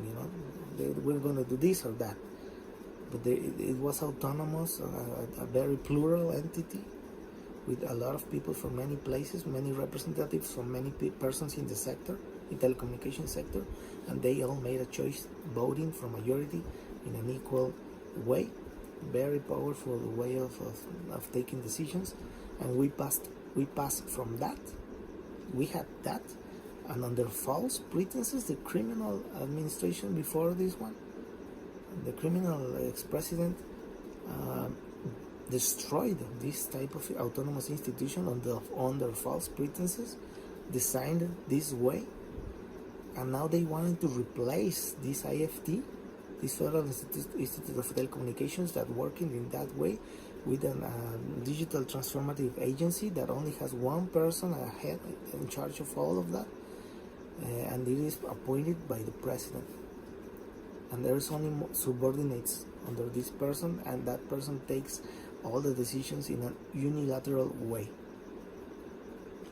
That's why we are going. That's why when I say we are going into the cliff, we are literally going into the cliff, because we come from more pro-democratic institutions, robust, powerful, autonomous entities, and we are passing from that to this disgrace of an agency, unipersonal, and appointed by the president with no autonomous with no committees with equal persons taking decisions from plural institutions that is plural. I mean, we passed from that to this crap proposal, very dictatorship proposal from regulating every communication in Mexico, all communications in that way. Very, very sad day for Mexico, passing from that federal institute, very well organized, autonomous, interesting. He was making a very good job, and under false pretenses, the last criminal president that Mexico had destroyed it, said it didn't work for anything, it was useless, a lot of lies, false pretenses, and when they voted for the judicial reform in a criminal way, they put it in between the pages of the judicial reform, the destruction of these autonomous entities, So when they voted from the judicial reform, automatically in the same pages, they put these autonomous institutions entities destruction, and so they kill two birds in one stone. That's how they did it. Very criminal, everything surrounding how they passed the bill of the judicial reform. Criminal from day one. All the situations surrounding the bill from the judicial reform, it was criminal all the way. Like I'm literally saying it like it was like mafia, criminal, every aspect of it. Because it was a new legislative.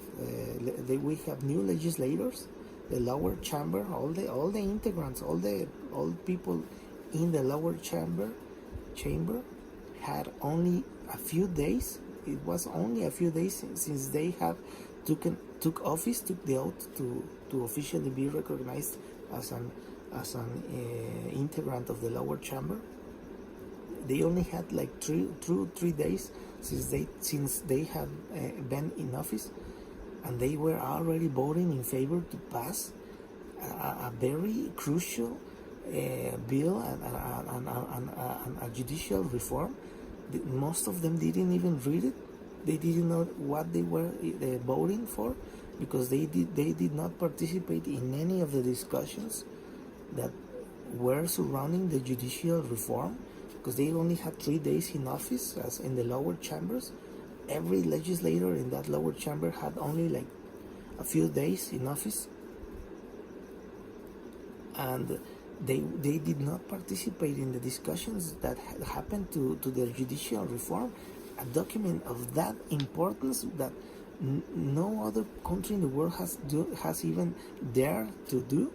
And these guys had only a few days in office, and they were already approving the bill.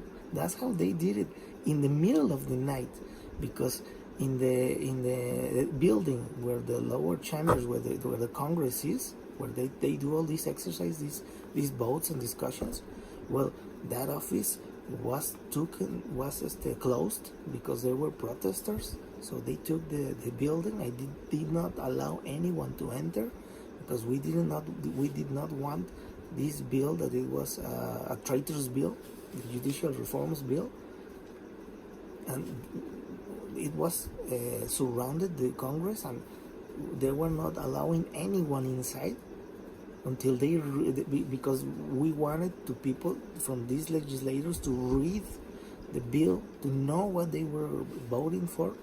So it was they went into a school nearby. I'm gonna say it like it is. It wasn't a school nearby. It was a primary school or a high school. They went into the courtyard from the school. They put some tables there and some chairs, and like foldable chairs. They took a microphone and a speaker, a speaker like this. And it wasn't, they weren't even all the legislators in there to make any session, because you need at least a quorum. It's called a quorum. You need at least a percentage of the legislators in the session to be an official session. And some people even say that they were not even complete. They did not even reach the minimum number of legislators in that session, made in a courtyard from a school, and in the middle of the night, with legislators that only had like 3 or 4 days in office. They did not participate in any discussions of that reform, in that judicial reform. They did not know anything about it. And in that school, in the courtyard, in the middle of the night, with people saying that they did not even have enough people there to make a quorum, to be an official session, recognized as an official session. And they were already voting in favor. They were already voting in favor. Just like that. Like that. It was like that. And I'm not joking. There are videos that it was like that. A few days in office. Completely new legislators. They did not participate in any discussion at all. They did not know anything at all. The ones that knew very well all the discussions and all the reform was the previous legislation that ended up their term. They end up their terms, their time, and a new one entered. They didn't know anything about it. They have not read anything about it. In 3 days in office, they were already in the middle of the night in a school, in a courtyard on a school, without a quorum, with all these irregularities.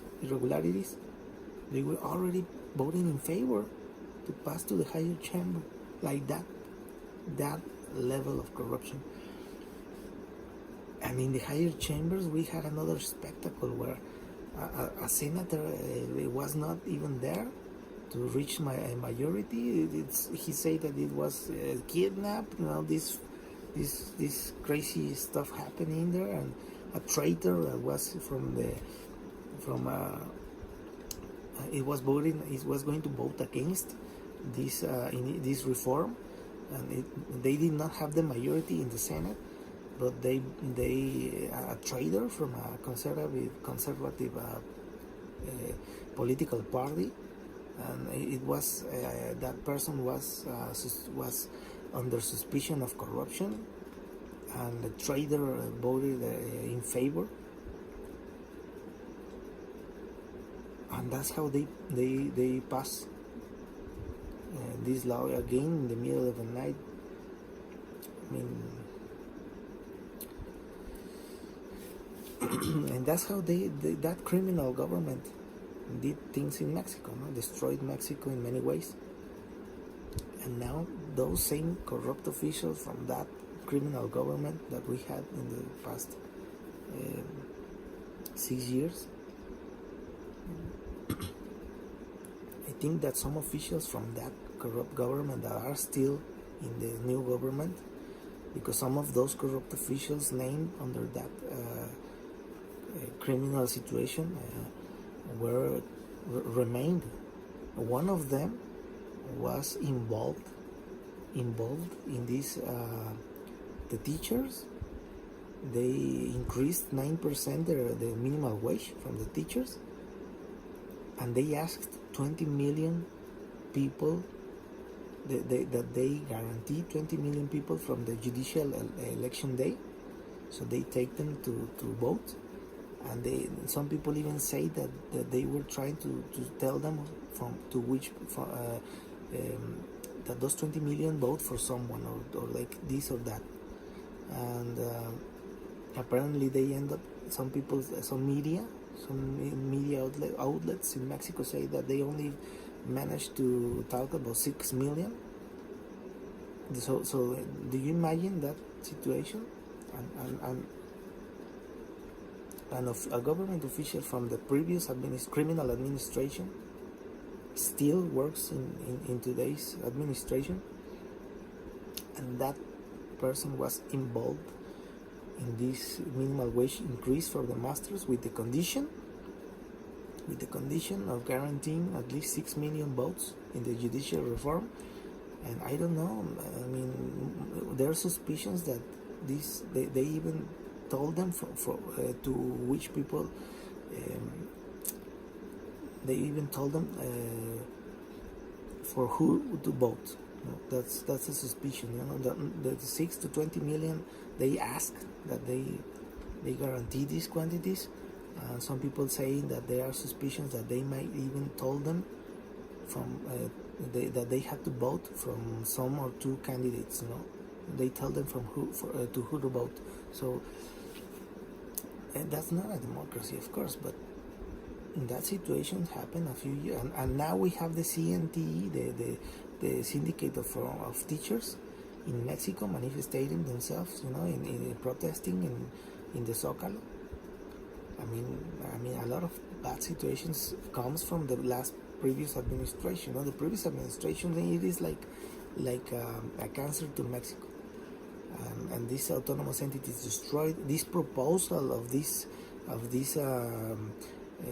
mobile registration database. This cell phone registration with an official document comes from these criminal officials from that administration. And because the Supreme Court resisted until they could, they rejected that proposal, and now they want to put it between the lines in the now telecommunication laws. And now the problem is that we do not have the INAI to protect people's personal data. Now we don't have that autonomous entity, so it's a different scenario. So these criminals now seems that they really paved all the way to commit frauds and scams in a very criminal way. And I hope that people in Mexico don't fall for these traps, because they are very traps of criminals. And I hope that people do not fall from these scams, these frauds, this criminal activity from corrupt officials. And I think Mexico, we need to reject these types of unlawful laws, criminal laws. That's how I call it, criminal laws or criminal proposal that only endangers our security as citizens and empowers criminals in Mexico. So I will be looking very close. I'm following very close this situation, how is going to be developing in the next few months, and whatever the results, I really hope that all these bad parts of the law are removed, and I hope that the judicial oversight is put in place into this proposal.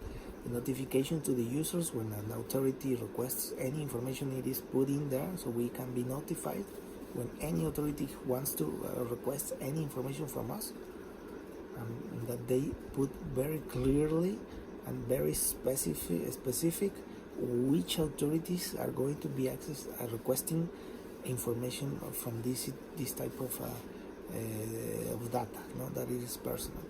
And I hope that the judicial oversight is put in place everywhere, so a judge has to be involved in any warrant, or maybe a judge provides a document to the authorities that they can justify the request of any personal information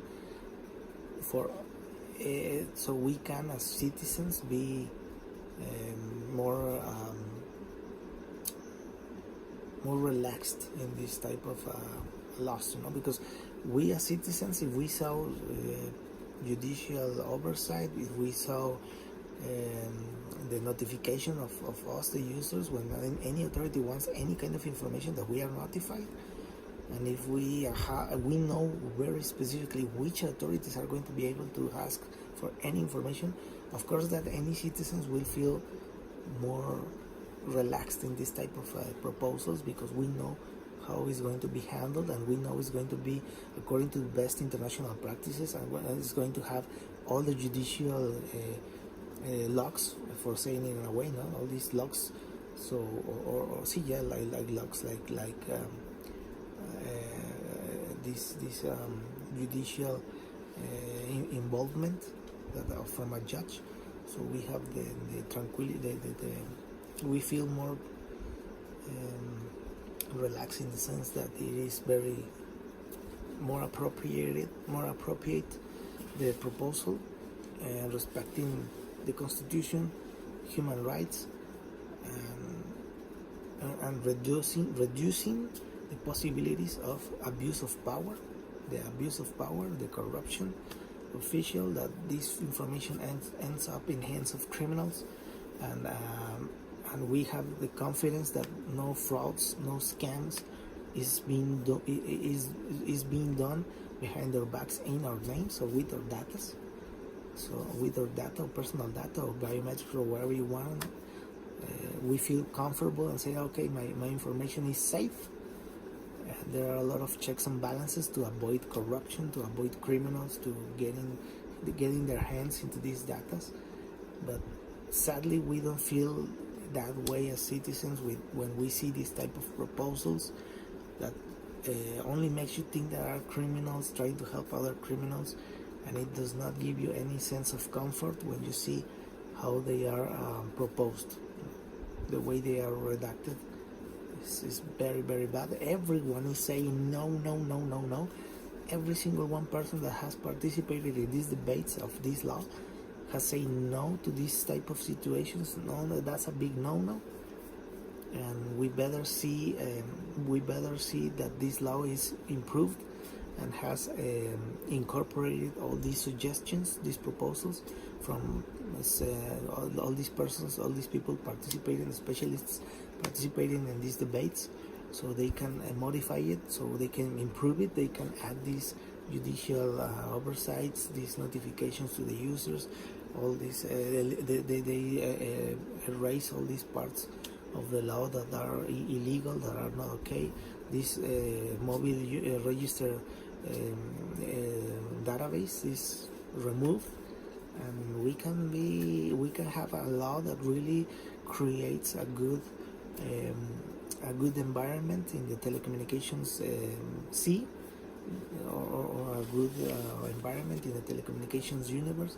So we can, all of the people that we are in that universe, we feel comfortable, and we can participate and navigate those waters in a good way, in a safe way, and we feel we regain more trust in the government when the government acts upon these parts of any proposal of law that are not very well redacted or incorporated into a proposal. So let's see how this goes, and I will keep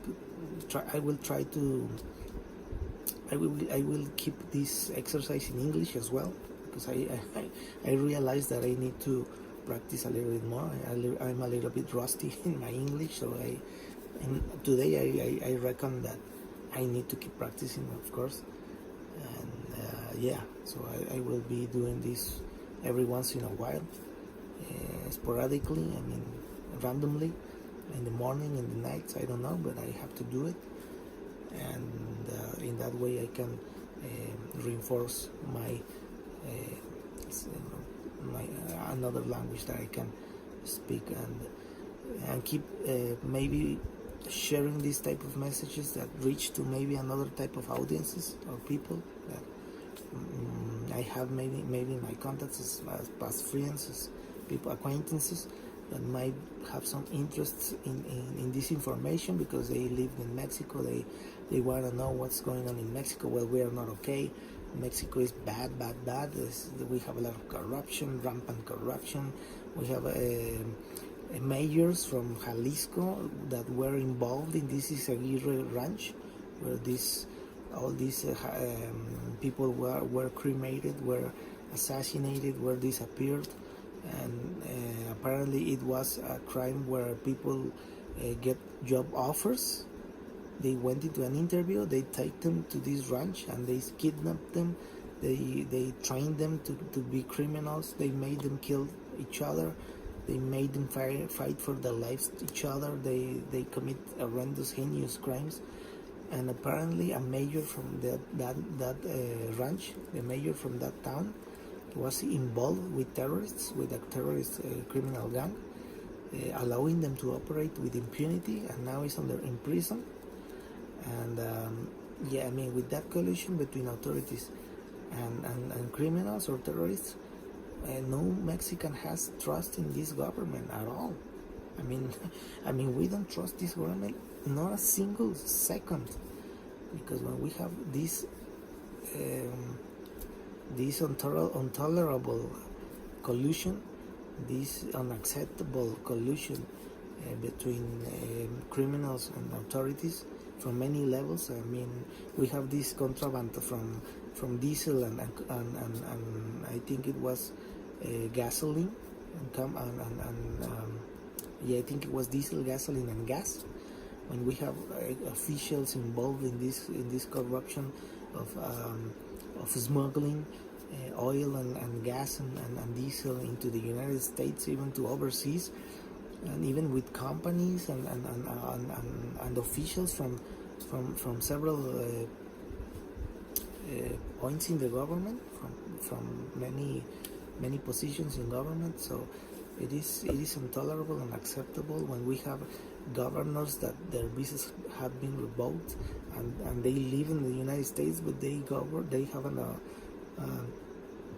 are Mexican officials that governors from a state in which they do not live. Well, they even live in another country, for Christ's sake, and they are they have an official position in the government in these conditions.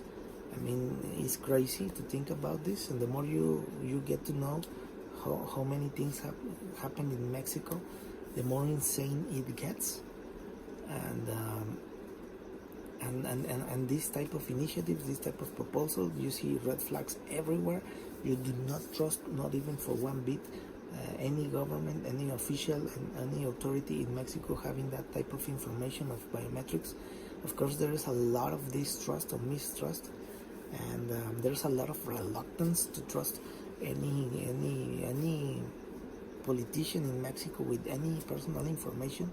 There's a big no-no happening in every person in Mexico. There's a lot of mistrust, a lot of lack of trust in the judicial elections day that is going to be in the next Saturday. There's a lot of people saying, no, I'm not going to participate. It's all a sham. It's all a fraud. And I think that Mexico is in a very thin line between going to the cliff and I don't know, but let's see how this goes. I hope that goes for the best, and I hope that this government can regain people's trust, making the right thing. You know, the right thing to do is take away this mobile users registry, to put judicial how do you say this, judicial oversight to any request of personal data information from any person in Mexico. And when you have all these notifications to every user, every person that any authority is requesting any information, this is a mandatory notification to us as users when this happens, and this and clarity in the law when you say which authorities can request this information with a warrant from a judge, you know, that reviews and analyzes all the situation, that there is no corruption, that there is a legitimate request and approves. Unless we see all that, we are also going to say no to this type of proposals, and we keep pushing back against this type of proposals so we can take it back to strip down this type of proposals that are not designed in a good way, that only enhance criminality and enhance frauds and scams, and we cannot say yes to anything like that. And yeah, so let's see the next Saturday what happens in this election day from the judicial reform. It's insane. In this state where I live, we have to choose 97 positions of judges from several ways: labor judge, family judge, whatever. 90 plus people, over 300 candidates. Do you imagine we have to know 300 candidates and elect 97? And the most insane thing is that these 300 candidates cannot use television, cannot use radio, they cannot debate between them, they cannot give flyers, they only can use their social networks accounts and a web page from the government where you see all the profiles and you see the proposals, but very it's not very well organized. That stuff is not good, and you have to choose between 300 candidates. 97. There are going to be nine polls. I mean, no, not polls, but nine. I don't know how to say. I forget in English how you say boleta. Where nine. When you have this. Let me see how it's said in English because I forgot. We're gonna have 9 of those. Nine. We're gonna have 9. No, it's not ticket. We're gonna have 9 ballots. We're gonna have 9 ballots. 9 ballots. And in a traditional ballot, you have maybe the picture and the name of the candidate and maybe the party where he belongs. Each political party. But now we're gonna have a very small words with codes, and in a ballot is going to be, in some ballots are going to be like 20 to 25 people in one ballot. Insane. And we're gonna have 9 ballots, and we're gonna have to pick 97 over 300 candidates. And the other day I was just reviewing the candidates. I was looking at the profiles of 5 or 6, and I was tired already. Like, oh my, come on, I'm never going to finish to get to know 300 candidates and to elect 97. You have to. I mean, imagine to think about. I want to elect this 97 and to remember in the day, the election day. Remember those 97, identify it only by name, and put this weird code that you have to put there. So it's going to be insane. And I say it and I repeat it again. Not even Kim Jong-un dared to go that far. Not even Putin dared to go that far. Not even Xi Jinping dared to go that far. Not even Castro dared to go that far. Not even Chavez, Hugo Chavez, not even Hugo Chavez dared to go that far. And no country has ever dared to go that far, to pick all the judicial power. I mean, really, no other country in the world dared to go that far. No dictator ever dared to go that far. Only Mexico. Because I don't know, I don't understand many times Mexico. Many times I do not understand Mexico, how it works. Because it is sometimes like an alternative reality where things works differently than the real world does. It's like everything works in a very weird way. You have to in the normal world you don't see this. It's like it is a little bit insane. And yeah, some people say Mexico Mágico, Magic Mexico, Magic Mexico, because sometimes some wild stuff happens here, and yeah, it sometimes feels more like a jungle than a country. So I don't know. I mean, let's see how it goes. I think that Mexico is between 2 results, between a big fiasco, the greatest fiasco in the history of the world, the great the great clown show of the entire world. Because if there is a very low participation, if very few people go, it's going to be the clown show of the entire century, because no one dared to go that far, because it is almost insane. And if people does not go to participate, it's going to be a complete clown show. It's going to be a clown show because we're going to be embarrassed. I guess we're going to feel embarrassed internationally, because everyone said it. I said it. Everyone said it. Every specialist said it. Even the UN, the United States, everyone said it. No, it is very risky. Be cautious. Don't go that far. It's too much. It's very wild. And we had a very corrupt past administration that I talked a little bit about how they approved that bill. It was insane, and and if this does not, I mean, since day one to today is a very bumpy road. Mistake after mistake after mistake after effed up. But we have this. There is something very corrupt in this judicial situation, because one of the first list of the first candidates from this exercise, it appeared in one of the lines George, and test.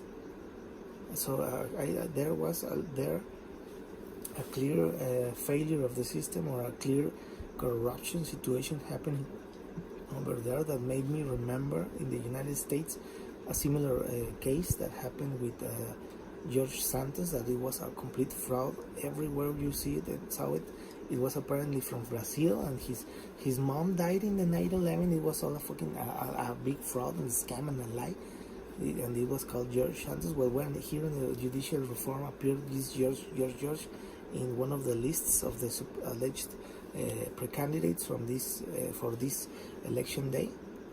This was last year, and appeared George and test in these lists, and you saw very clearly a very, very high corruption situation going on in there. And I don't know if it's linked, but I remember, it made me remember to this guy in the United States that took office and then was disgraced by the Democratic Party, and because everything was a lie. I think only George Santos was the only thing real in that character, in that fake thing. It was a thing. That thing, the only real, I think, was George Santos, because everything else was a lie. And apparently here in Mexico, in the judicial reform, when some nasty situation was being exposed, and appeared in one of these lists, George and test. So you can think about the levels of insanity and corruption that happens in this country, and why many honest people, we don't want to trust any of our personal data or for biometrics to this government, any government in Mexico at all. And we will reject it until the last possibility we have, and we will openly say it out loud into the world. We are not trust anyone in this government, because we don't want to be victims of fraud, of scam. We don't want to be victims of any behind curtains scam or fraud being made, and that we don't know of. So that's what one of the things that worry many people in Mexico. And we have to be very vigilant, because it is insane, the levels of corruption. So now I am going to finish now. I think I practiced enough. I feel comfortable with the amount of practice that I made today. I feel a little bit more fluent in my English. I think is coming back to me, my English, and I already feel a little bit more fluent. So I think I did a good practice session today, and registered a little bit of all the situations happening in Mexico. And I wanted to register it in English, because if any people around the world might see this, well, they might be able to understand a little bit more of what I've been speaking about in English. But yeah, there's a lot of concern about these types of laws, the telecommunication laws that has these type of articles where there is no clarity, there is no judicial overwatches put in place.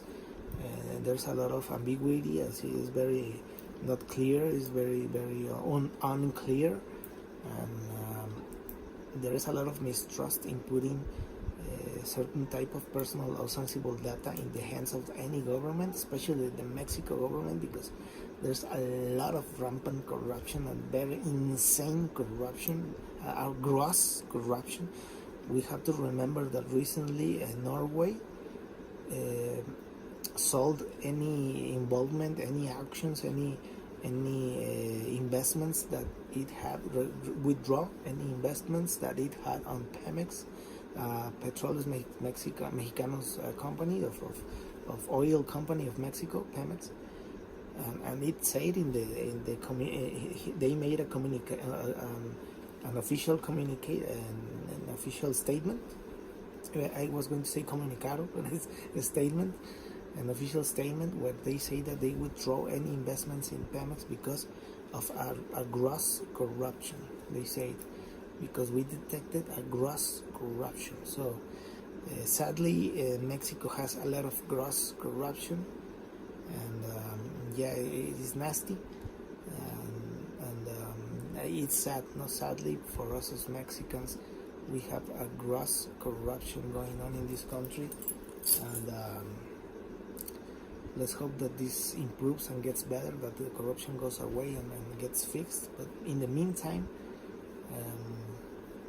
we do not trust the government, and any government at all. No? In 2008, the other governments, I do not trust the government from Felipe Calderon, and it turned out that Garcia Luna was involved in nasty businesses, and you can only imagine today what happens behind curtains that people does not know about. But we have to be cautious and very vigilant and very watchful and very in a defensive way, because that's the only prudent thing to do under these circumstances. And well, now it's 1:10 in the morning, 1:10 a.m. and yeah, I think now I'm going to go to sleep because I feel a little bit more comfortable. I immediately feel the difference between how I started and now how I immediately restarted all this a little bit more fluent in English, so that's a good sign. So I'm going to finish this one, and tomorrow I might be a little bit more late, or maybe at night. I'm going to be speaking about some issues that I want to report or register in this exercise that I want to keep every day, so I can be practicing my English and registering what's going on with all these laws that are being discussed in Mexico, that are very important and crucial. And I will see you in the next time.